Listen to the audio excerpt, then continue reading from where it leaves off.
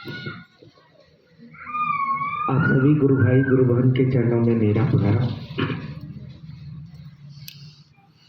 दीदी, हम लोग यहाँ शिव गुरु की बात सुनने और सुनाने को आए। थोड़ा सा ध्यान से सुनिएगा कि शिव चर्चा क्यों जरूरी है जीवन में। अभी जितनी दीदी आ रही थी सब लोग यही बता रही थी कि महादेव को गुरु बनाना क्यों चाहिए, गुरु बनाने से क्या मिलेगा। देखिए दीदी, सच्चाई यही है कि हम लोग पूजा पाठ बहुत दिनों से कर रहे हैं, गलत नहीं है, मगर आपको देखना होगा ना कि कोई काम अगर हम कर रहे हैं तो उससे हमारे जीवन में परिणाम मिल क्या रहा है। और जब आप लोगों का आचरण देखिएगा तो आपको पता चल जाएगा कि पूजा तो इन्होंने किया मगर इनके जीवन में ऐसा कुछ परिणाम दिखा नहीं। आप सोचिए, दिन रात हम लोग पूजा करते हैं ना, मगर अपने बच्चे को नहीं कहते हैं कि जाओ तुम भी पूजा करो। काहे? कुछ तो कारण रहा होगा ना। मतलब जो पूजा करके हमने परिणाम पाया वो परिणाम संतोषप्रद नहीं है, संतोषजनक परिणाम नहीं मिला, मन लायक परिणाम नहीं मिला। इसलिए हम लोग अपने बच्चों को भी नहीं कहते हैं कि जाओ बेटा तुम भी प्रणाम करो, जाओ तुम भी जल चढ़ाओ, नहीं कहते हैं। कहते हैं तुम्हारा काम अभी पढ़ाई करो, है ना। कारण क्या है इसके पीछे? दीदी, ना हम लोग गड़बड़ हैं ना भगवान गड़बड़ है। कारण है हम लोगों को पता नहीं है कि पूजा करते हैं कैसे। पूजा करने का, पूजा का मतलब ही होता है पूजो जा। पू माने पूरी, जा माने जानकारी। पूरी जानकारी होगी तभी ना पूजा करेंगे, और जब पूरी जानकारी हो जाएंगी तब पूजा करेंगे तो उस पूजा का जीवन में सुंदर परिणाम आएगा, जो आपको दिखेगा, आपके आचरण में दिखेगा, आपके व्यवहार में दिखेगा। तो हम लोगों से ये पूजा हो पा नहीं रहा है। इसका सबसे आसान उपाय क्या है? उसी महादेव को जीवन में गुरु बना लीजिए।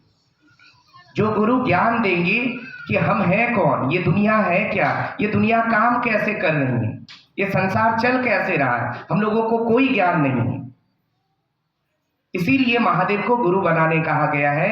क्योंकि आप सोचिए ना दीदी, हम लोग कहते हैं ना इंसान के जीवन में सुख दुख अपने ही कर्मों से आता है। कहते हैं ना, जैसा कर्म करते हैं वैसा फल मिलता है। मतलब अच्छा करते होंगे इसीलिए जीवन में अच्छा आता है, इसका मतलब बुरा करते होंगे इसीलिए जीवन में बुरा आता है, दुख आता है। भले हम क्या किए हैं गड़बड़ ये करके भूल जाए, मगर सच्चाई यही है कि दुख आ रहा है अपने ही कर्मों से। मगर कहा जाता है कि अगर आपको ज्ञान आ जाए, ज्ञान माने समझ, ज्ञान आ जाए तो आपको दुख से बाहर निकलने का उपाय मिल जाएगा। जैसे दीदी आप देखिएगा, छोटा बच्चा होता है ना, छोटा बच्चा को समझ नहीं है, कांटा छुएंगे चुभेगा तो दर्द होगा, आग में हाथ डालेंगे जलेगा हाथ तो दर्द होगा, उसको पता नहीं है। उसको थोड़ा बड़ा होने दीजिए, समझ आ गया है। जैसे हम लोग थोड़ा बड़े हो गए उम्र में, हम लोग नहीं ना कांटा को छुएंगे, नहीं, हम लोग आग में हाथ नहीं डालेंगे। क्यों?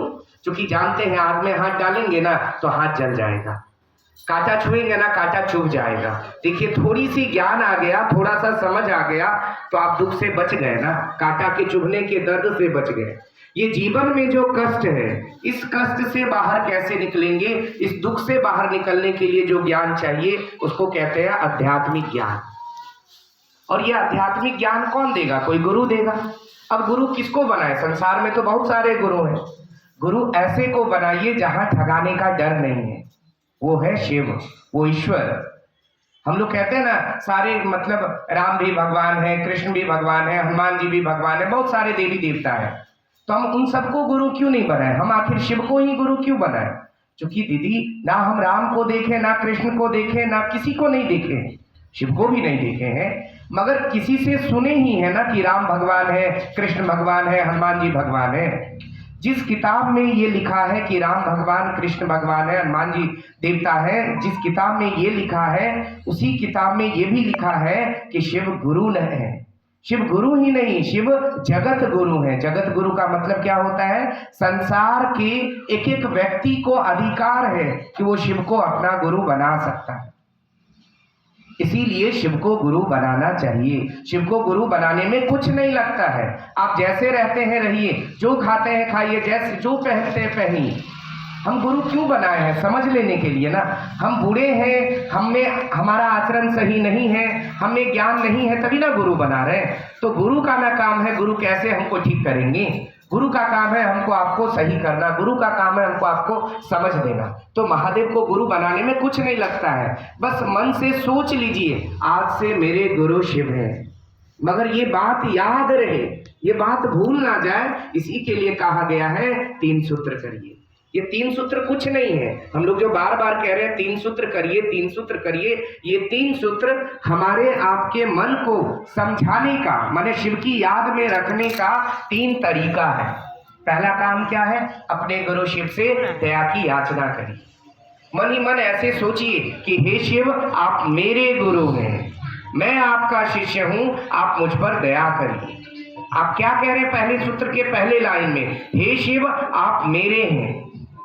आप जिसको अपना समझते हैं ना, उसके लिए आपके दिल में परवाह होता है। अभी हम लोग बैठे हैं ना, चप्पल बाहर खोले हैं, जूता बाहर खोले हैं, मगर ध्यान है कि जूता पे पानी नहीं चल जाए, साला भीगले जूता पहन के जाना पड़ेगा यहाँ से।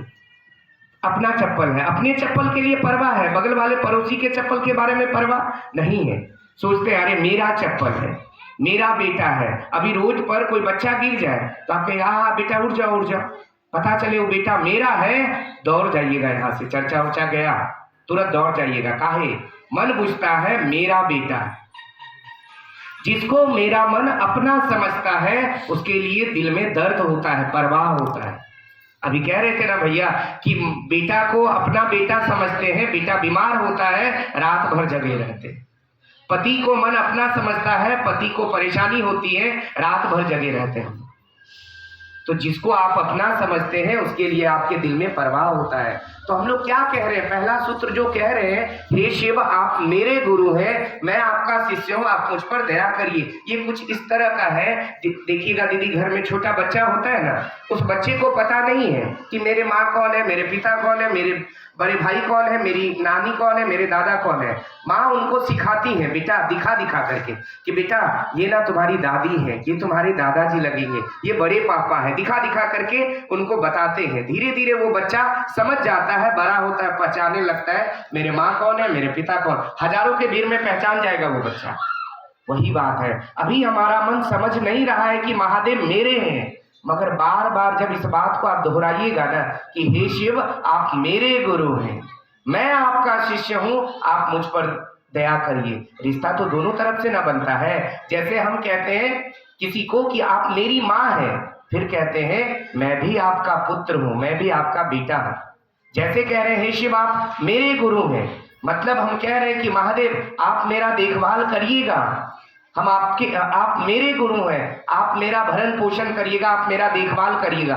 फिर कहते हैं मैं भी आपका शिष्य हूं, मतलब जो आप कहेंगे वो भी मैं करूंगा। तो गुरु ने तो कुछ नहीं कहा, महादेव को दे क्या सकते हैं? शरीर में है नहीं जो कपड़ा दीजिएगा, शरीर में है नहीं जो खाना खिला दीजिएगा, तो दे क्या सकते हैं? सुने हैं गुरु ने कहा है जाओ दूसरों को शिव का शिष्य बनाओ, शायद यही काम करेंगे ना तो उनको अच्छा लगेगा। महादेव के लिए तो कर सकते नहीं ना, उनको शरीर है नहीं जो कपड़ा चाहिए, शरीर है नहीं जो भोजन चाहिए, शरीर है नहीं जो पैसा चाहिए, किसी की जरूरत नहीं है। संसार को खाना वो देता है, हम उनको भोजन देंगे। संसार को कपड़ा वो देता है, हम उनको कपड़ा देंगे। संसार को धन दौलत वो देता है, हम उनको पैसा चढ़ाएंगे। नहीं, जरूरत हमको आपको है। मगर क्या है ना कि जब आप इस बात को समझेंगे कि वो महादेव मेरे हैं, मेरा गुरु है, तब आपके दिल में ये दर्द होगा, तब आप वही करेंगे जो महादेव कहे। महादेव ने एक ही काम कहा है, जाओ दूसरों को शिव का शिष्य बनाओ। दिन भर हम लोग गप करते हैं ना दीदी? कोई ऐसा है जो दिन भर में गप नहीं करता? नहीं। हाँ ठीक है, जो इसको बोलने नहीं आता है, जो गूंगा है वो नहीं बोल सकता है, मगर मन में तो सोच सकता है ना कि मैं भी शिव का शिष्य बनूं और मेरे समाज के एक एक लोग भी शिव को अपना गुरु बना ले। मन से तो सोच सकता है ना। इसीलिए तो साहब कहे हैं महादेव का काम मन वचन और कर्म तीनों से करना। कोई बोल नहीं सकता है तो वो मन से सोचेगा कि हम महादेव के शिष्य हो जाएं, मेरे संसार का एक एक व्यक्ति उस महादेव को अपना गुरु बना ले। कर्म, ऐसा कर्म करिए कि मेरे कर्म को देखकर, मेरे आचरण व्यवहार को देखकर कोई महादेव को अपना गुरु बना ले। तो तीनों तरीके से हम महादेव का काम कर सकते हैं। तो पहला काम दया मांगना है। गुरु की दया जीवन के कष्टों को कम करती है। और मन को शिव के समान बनाती है। कोई भी गुरु आपको अपने जैसा बनाएगा। पॉकेटमार को गुरु बनाइएगा तो क्या करेगा? आपको पॉकेटमारी करना सिखा देगा।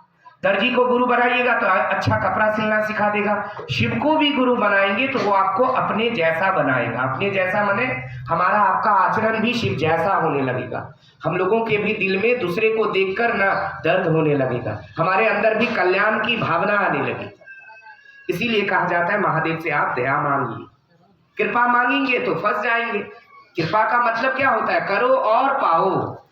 कुछ करोगे, तपस्या करोगे तब मिलेगा। नमः शिवाय का जप करोगे तब मिलेगा। हम लोग तो है एकदम खत्म। दया का क्या मतलब होता है? हमसे कुछ नहीं होगा, हम बिल्कुल खत्म है, तब भी हमको चाहिए, तब होती है दया। आप सुने हैं ना, अगर इस संसार मतलब इस भारत का सबसे बड़ा कोर्ट होता है सुप्रीम कोर्ट, दिल्ली में जो है। मान लीजिए कोई इंसान किसी का मर्डर करता है तो जिला का कोर्ट उसको सजा सुना दिया कि आपको फांसी की सजा होगी। कानूनन तौर पर उनको सजा सही है। क्यों? गलत कर्म किया, किसी का मर्डर किया तो सजा फांसी हो गई। वो आदमी बचने के लिए क्या करता है? हाई कोर्ट जाता है, हाई कोर्ट में अपील करता है।